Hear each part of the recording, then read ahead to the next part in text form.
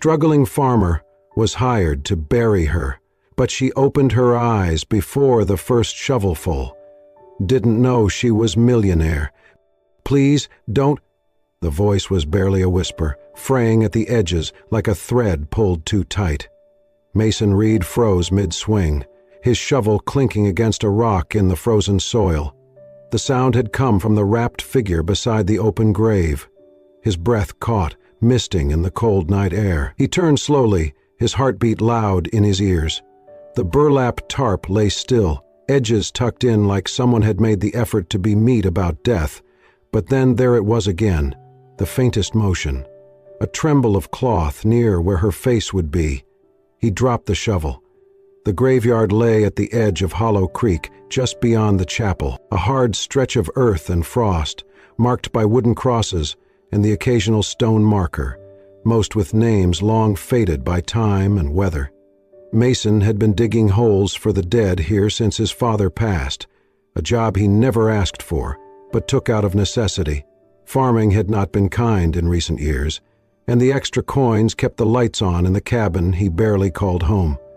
Earlier that evening, a black carriage rolled in from the main road, pulled by a dark horse, and the man who stepped down wore a long coat, city-made and expensive, his face hidden beneath the wide-brimmed hat. He opened the back of the carriage to reveal a stretcher, the body wrapped tight in rough cloth, tied at the ankles and wrists. "No papers," the man said. His voice clipped and unfeeling. "No name, no announcement.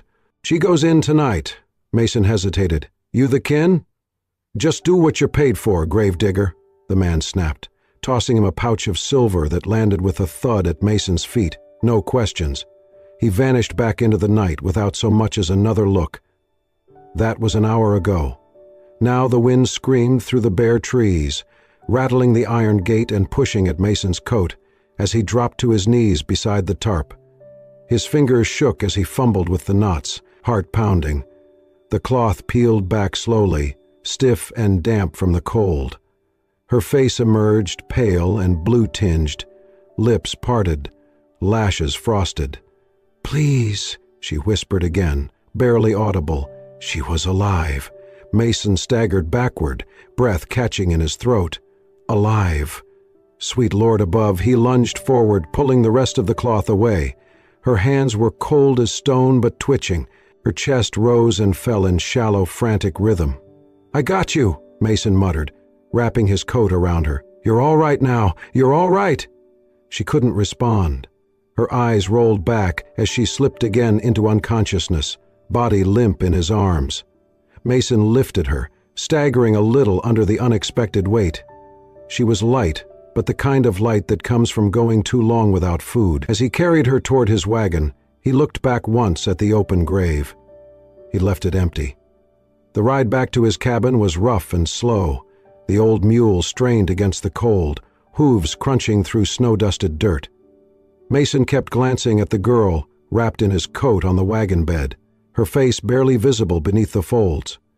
Every now and then she would whimper a broken sound, as if sleep itself was too sharp for her soul. By the time they reached his cabin, the sky had turned black, and the fire in his hearth had long since gone out. He kicked the door open, carried her inside, and laid her gently on his cot near the stone hearth. Then he set to work building the fire with shaking hands, heating water in the kettle, pulling every spare quilt from the trunk. He knelt beside her, brushing her hair from her forehead. Her skin was icy, but not as pale now. "You ain't dying tonight," he whispered, voice hoarse. "Not on my watch." As the fire roared to life, casting dancing shadows across the worn wood walls, Mason sat in the chair by her side, watching every shallow breath she drew. She had nearly been buried alive, and whoever had brought her out to that field had wanted it that way. The wind rattled the old shutters as Mason eased the door shut behind him, arms straining under the slight but fragile weight of the girl. Caleb, his 11-year-old nephew, looked up from the small fire where he was toasting a heel of bread. The boy's eyes widened. "Uncle Mason, who's that?" "Not sure yet," Mason muttered, brushing snow off his shoulders. "Help me get the bed ready." Caleb scrambled to his feet, dragging the patchwork quilt down from the loft. The cabin was small, built decades ago by Mason's father, just 2 rooms, a stone fireplace, and enough space for breath and survival. The walls were lined with shelves of canned peaches and dried beans. Life here was bare but honest. Mason laid the girl down on his bed and gently peeled off the damp layers of his coat wrapped around her. She was burning up. Her cheeks were flushed a violent pink under her sickly pallor. Her lips cracked. Her eyelids fluttered but didn't open. "What happened to her?" Caleb whispered. Mason didn't answer. He didn't have one. The girl moaned softly, her hand twitching on the woolen blanket. "Get the kettle going," Mason said, "and bring that cloth from the water basin." For the next 3 days, time bent and blurred around the small cabin. Snow buried the trails outside, sealing them in. Mason never left the girl's side.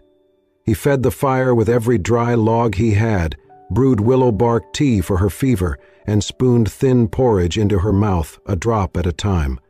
She never spoke, not clearly, just fragments, mumbled syllables, names maybe, please. A half-formed word that might have been don't or no.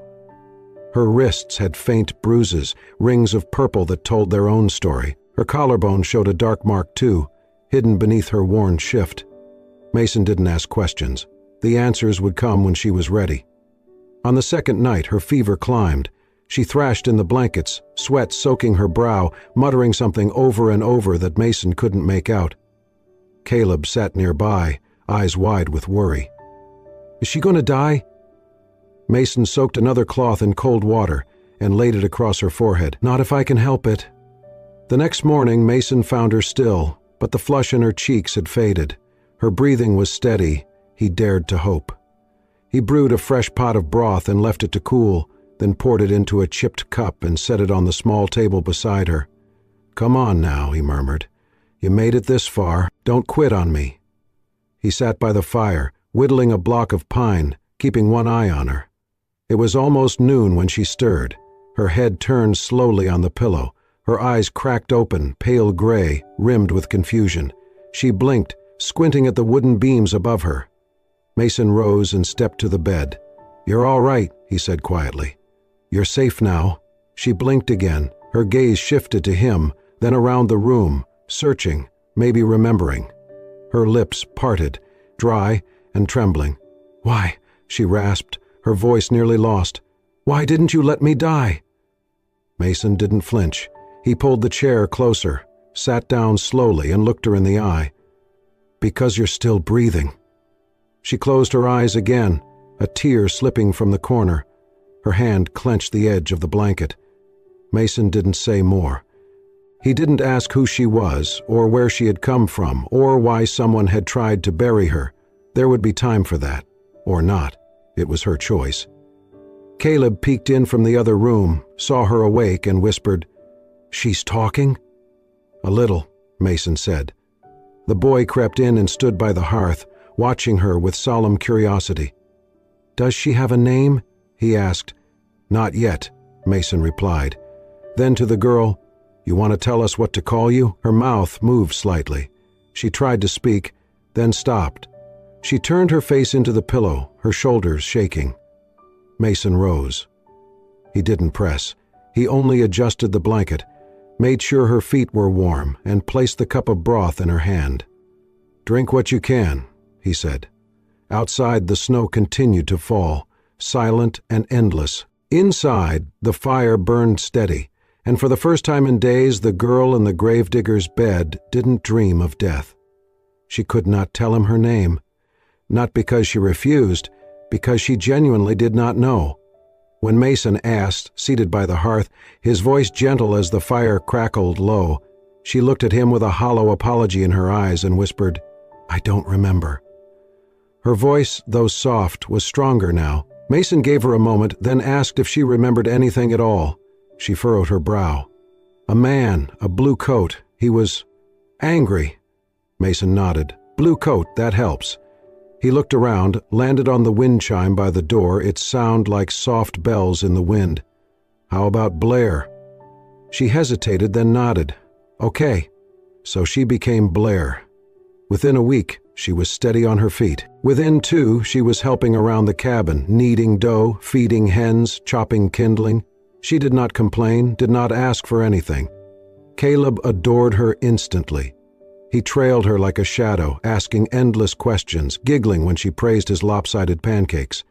She taught him how to whistle, how to braid rope, and how to fold paper cranes from old seed catalog pages. Mason often paused outside the door just to listen, her voice reading aloud, Caleb's laughter echoing against the walls. In those moments, the cabin felt less like survival and more like living. Then one night, while Mason worked in the barn, Blair stoked the fire and spotted a small ledger beneath the shelf. Curious, she flipped it open. It was not a chore list. It was debt. Pages and pages of it. Names, dollar amounts, all owed, all piling. She turned to the last page. Harvest failed, again. Blair shut the book slowly, her heart pinched. This place patched walls, chipped mugs had barely held together, and yet Mason had taken her in. No questions, no expectations. He had given her shelter with nothing to gain. After dinner, when the dishes were done and Caleb had gone to bed, Blair walked to the old chalkboard by the pantry. Mason used it for reminders. She picked up the chalk and wrote, "You saved me without knowing who I am. That's rare." She left it there and returned to her chair by the fire. When Mason came in later, snow in his boots, he paused. His eyes locked on the board, the white words soft in the low light. He read them twice, then looked at her. She didn't speak, just offered the faintest smile. Mason nodded, slow. "Some things you just do," he said, "because you can't not." Blair nodded back. The fire crackled. They sat in silence, no longer strangers, not quite friends.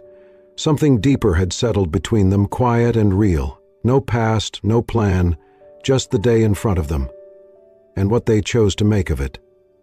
The cold had eased that morning, just enough for Mason to say spring might finally be thinking about arriving. Blair, still called that by habit, though the name was not hers, had gone out to the shed to gather linens from the line, where Mason hung them to dry.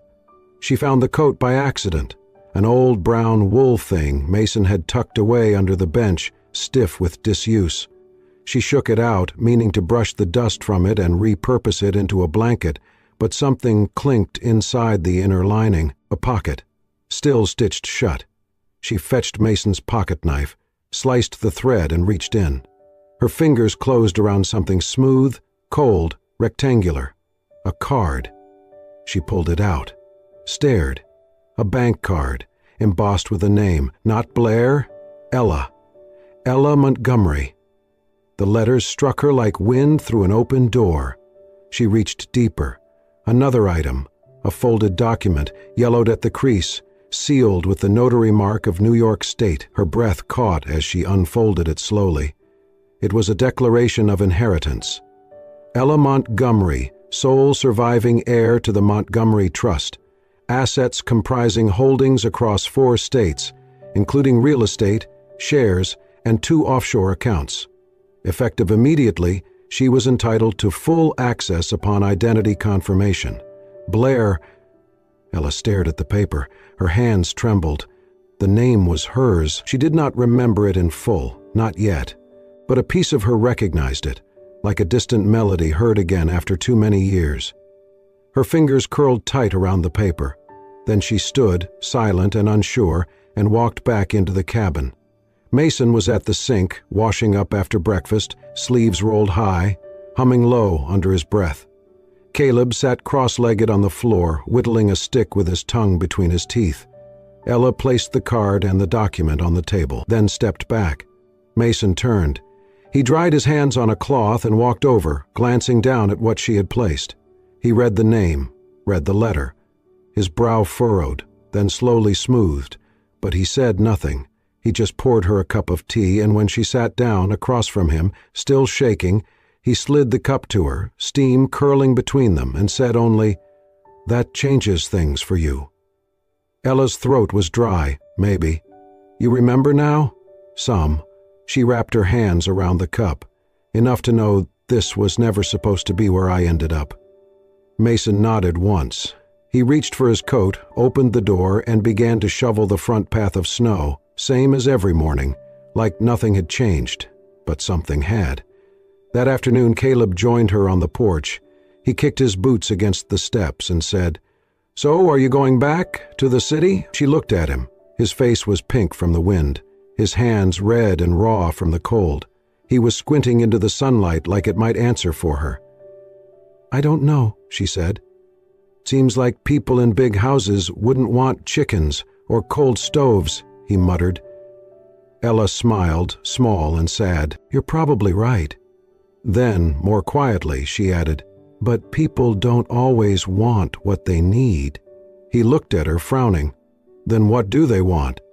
She hesitated, then answered, "They want to feel like they belong, like they matter." Later that evening, after Caleb had gone to bed, Ella found Mason on the back steps, sharpening his axe by lantern light. She sat beside him on the cold wood. The stars above were sharp and clear. She held the bank card in her hand and turned it over, slowly. "If I leave now," she said softly, "I'll just be someone with money, not someone who was saved." Mason did not look at her, but the whetstone slowed. "You were always someone," he said. "The rest is just circumstance." She swallowed. "I don't think I want to go back to a life I never really lived. Not if it means forgetting the one that pulled me out of the ground." Mason set the axe aside, the blade gleaming faintly. "Then stay," he said simply. Ella looked out into the night, the shadows of the trees stretching long across the field, the mountains etched like old promises in the dark. For the first time, the weight of who she had been did not feel heavier than the hope of who she could become, and for the first time, she was not afraid to choose. The knock came just after dusk. 2 hard raps on the door, measured, confident, too polite to be a stranger. Mason looked up from the table, spoon midway to his mouth. Ella froze, the firelight flickering against her wide eyes. Caleb turned toward her, already sensing something was wrong. Another knock, slower this time. Mason stood, crossed the room, and opened the door just a crack.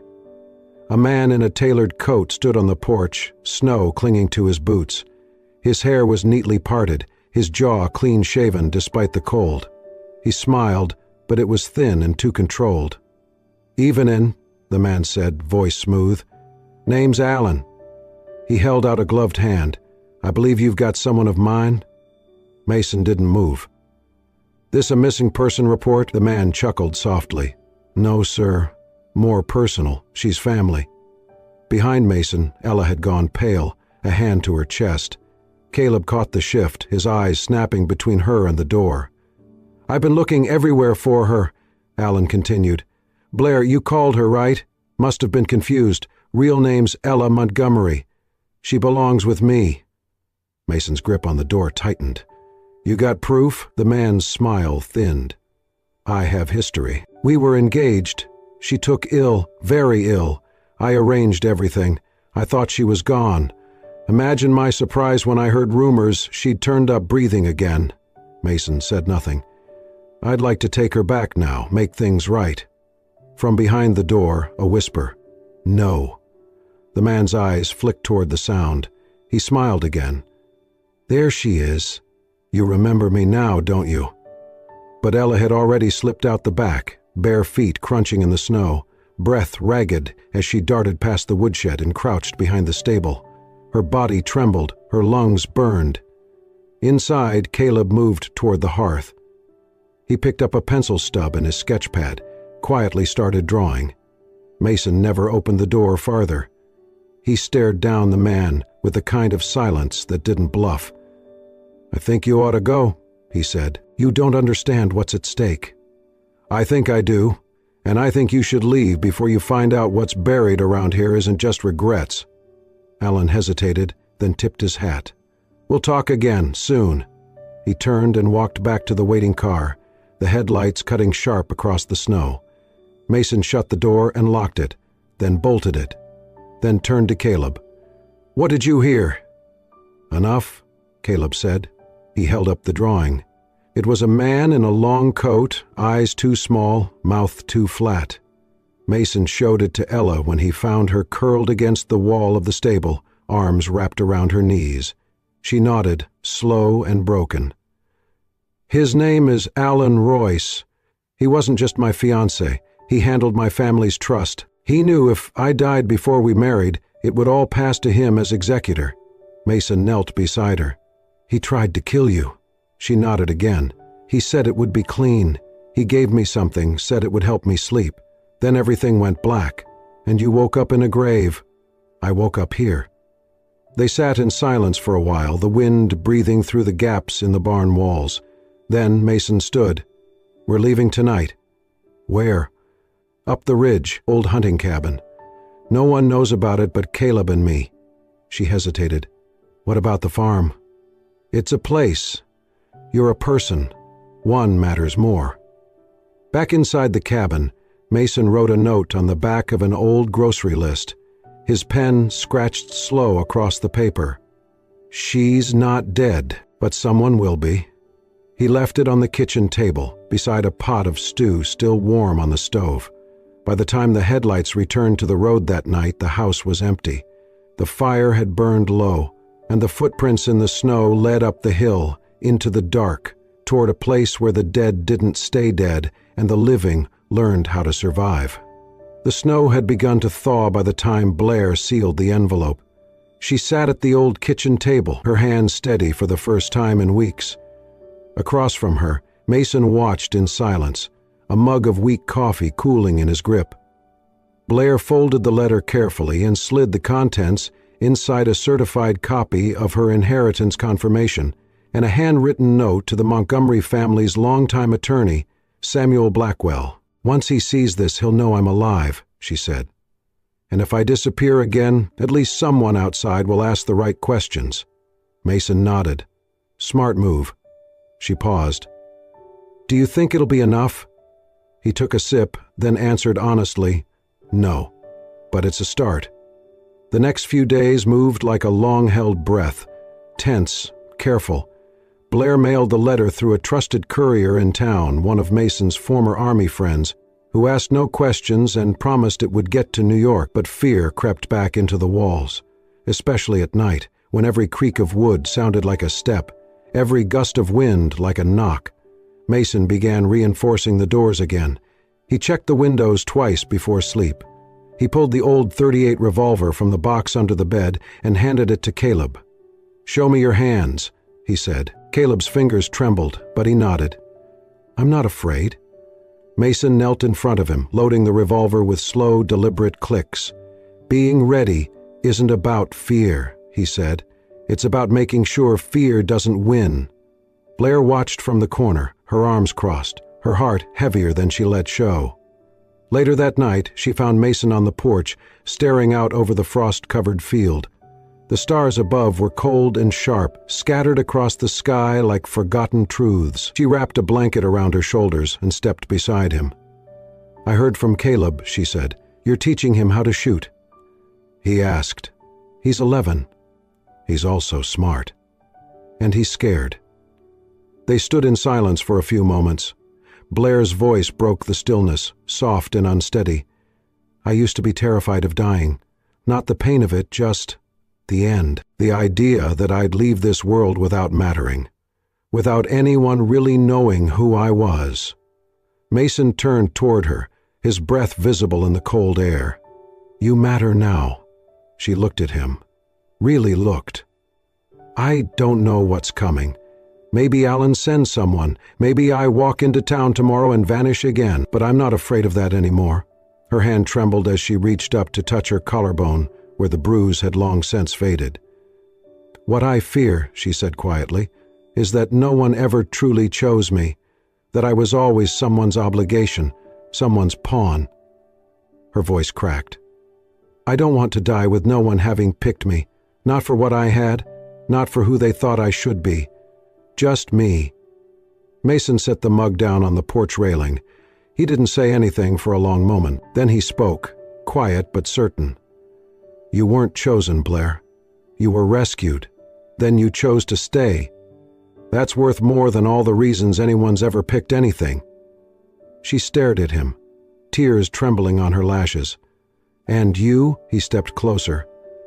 "I didn't choose to find you, but every day since, I've chosen to keep you breathing. That's something, isn't it?" She smiled through the tears, small and aching. "It's everything." From inside the cabin, Caleb's voice called, muffled and drowsy. "Uncle Mason? She okay?" Mason turned his head. "Yeah, Caleb, she's okay." Blair exhaled, her shoulders softening as she looked up at the sky. "It's strange," she said. "The night I almost died was the first night in my life no one was trying to impress me, and the first night I woke up to someone who didn't expect anything in return." Mason nodded. "That's how you know it's real." She reached for his hand then, gently, almost shyly. Their fingers laced together, no need for words. In the cold quiet of the porch, under a sky too wide for fear, a woman once thrown away had become someone worth fighting for, and the man who'd once been hired to bury her had become the reason she wanted to live. The call came at sunrise. Sheriff Langford stood on the porch, boots damp from the morning dew, hat in hand. He had the look of a man both relieved and burdened, the kind of expression lawmen wore when justice was served, but peace remained fragile. "They found him," he said simply. Mason nodded. He did not ask who. They both knew. Alan Fenton, the fiancé who had tried to bury Ella Montgomery in silence, now faced a storm of charges: attempted murder, fraud, conspiracy. The estate lawyers, prompted by Blair's letter, had opened the file and found more than they expected: documents, forged, pills traced, a false death certificate signed by a crooked physician, already under investigation. Ella Montgomery was, officially, alive again. But Blair had a choice now. That evening she stood outside the small wooden house at the edge of Mason's land, where fields stretched wide and golden in the sunset. The last traces of winter had melted into soft earth, and the air held the promise of planting season. Mason watched her from the porch as she drove the nail through the final plank, her hand strong, her jaw set with quiet certainty. The sign she mounted above the door was simple but true: saved by dirt, alive by choice. She turned to him then. "It's real now," she said. "I have my name back. I could leave today and walk into any bank, any courtroom, and they'd know exactly who I am." He studied her. "But you're still here." "I am. You could have left the second they caught him." "I could have." He walked down the steps, his boots crunching softly against the gravel. "Why didn't you?" She met his eyes without hesitation. "Because here, I'm not Ella Montgomery, the heiress who nearly died. I'm Blair. I bake bread. I chase chickens. I laugh when Caleb makes faces at the goat." Her voice softened. "I'm not staying because I'm grateful. I'm staying because this feels like the first place I've ever been whole." He looked down for a moment, then back at her. "They offered a reward, you know." She nodded. "I heard. I told them to keep it, told them I don't save people for money." Blair smiled, touched the edge of his sleeve. "What did you say, exactly?" Mason's voice was low but clear.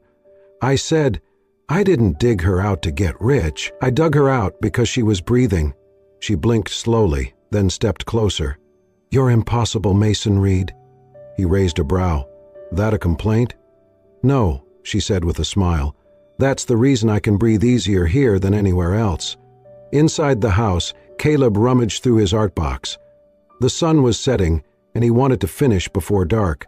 When he was done, he walked outside holding the drawing with both hands. "Can I show you?" Mason knelt down. "Let's see it." Blair crouched beside him, tucking her hair behind her ear. On the paper, drawn in thick, colorful strokes, was a little wooden house with smoke curling from the chimney. In front of it stood 3 figures, one tall with a hat, one in a dress, and one smaller with wild curls and wide eyes. Above them was a banner. "This is family." Blair pressed her hand to her mouth. Mason stared at it, the lines blurring slightly. "You drew that?" he asked. Caleb nodded. "Because it's true now." Blair looked at Mason. "He's not wrong." "No," Mason said, voice thick. "He's not." They stood there as the sun dipped lower, painting the fields in gold. Behind them, the house wasn't perfect. There were cracks in the wood. The door still stuck in winter, and the roof needed another patch. But inside, it held something stronger than shelter. It held a family born not from blood or contracts, but from breath, from choices, from the moment a girl who was supposed to be dead whispered, "Please, don't," and a man with dirt on his hands listened. A year had passed since the night Ella Montgomery was supposed to be buried. Winter returned to Riverbend Farm, coating the fences and fields in soft white. But this time the cold carried no shadows. The wind that once howled like a warning now moved gently through the trees, and the land once nearly her grave had become her sanctuary. Ella no longer hid behind the name Blair. She lived openly now, quietly but without fear. In the mornings, she baked bread, while the sun filtered through the kitchen window. Mason worked the soil. Caleb chopped kindling with the precision of a boy growing into purpose. They had not built a shelter. There were no signs or charities in bright letters, but there was a fund. Ella called it the Silent Seed Fund. No press, no interviews, no claims of ownership, just envelopes that arrived on porches or slipped into mailboxes across rural counties, each one holding seed packets, a small voucher for tools, or enough cash to repair a greenhouse wall or fix a leaky barn roof. All letters bore the same message, handwritten in careful script, from someone who remembers what it's like to be buried and still breathe. Mason never asked for credit. He was the one who tracked the names, read the letters, tallied the needs. Sometimes he'd drive hours down back roads to deliver the seeds himself, leaving them on porches, with no note but always a knowing knock. Caleb had his own job. He collected the return mail, scraps of paper, and thank you notes from weathered hands. He taught the children in town how to plant winter greens and sprout tomato seeds in glass jars. He told them it was not about the harvest, it was about the hope. Ella never told anyone who she was, but sometimes when someone asked, she would smile and say, "I'm just someone who knows dirt and what can grow from it." That evening, snow began to fall, slow and steady, blanketing the land in quiet peace. Ella sat by the window, a needle in hand, pulling thread through coarse linen. On the fabric she embroidered a phrase, each stitch a memory, each word a truth she had lived. They buried me with silence, but I bloomed with choice. The next morning she nailed it to the front gate of the farm. A traveler passed by, tugging his scarf higher against the cold. He paused, reading the sign, and glanced toward the porch, where Mason was stacking wood. "Who wrote that?" he asked. Mason looked up, dusted snow from his gloves, and gave a quiet smile. "Someone they said was dead," he answered, "but she decided to live." That afternoon, the sun broke through the clouds, casting soft gold over the white fields. Ella, Mason, and Caleb knelt together in a patch of earth beside the barn, their hands dusty with new seed. They moved without ceremony, without speeches, just fingers pressing into soil, heads bowed not in grief, but in reverence. Not for what was lost, but for what had been reclaimed. No reporters would come, no headlines would be written. But in that small act, in the turning of earth, in the quiet of three hearts beating steady under open sky, something eternal had taken root. Because healing does not always look like rescue. Sometimes it is a seed tucked into a palm. Sometimes it is breath after silence. And sometimes it is a girl, once marked for the grave, planting her life with her own hands, choosing, every single day, to bloom. If this story touched something deep in your heart, if it reminded you that even in the darkest soil, hope can bloom, then you are not alone. At Soul Stirring Stories, we believe in the quiet miracles, the second chances, and the simple kindness that saves a life. Subscribe to our channel for more stories that heal, stories that inspire, and stories that remind us, even when the world turns away, there is always someone listening. Hit that subscribe button, and let's keep the light on for anyone out there still breathing, still hoping, still waiting to bloom.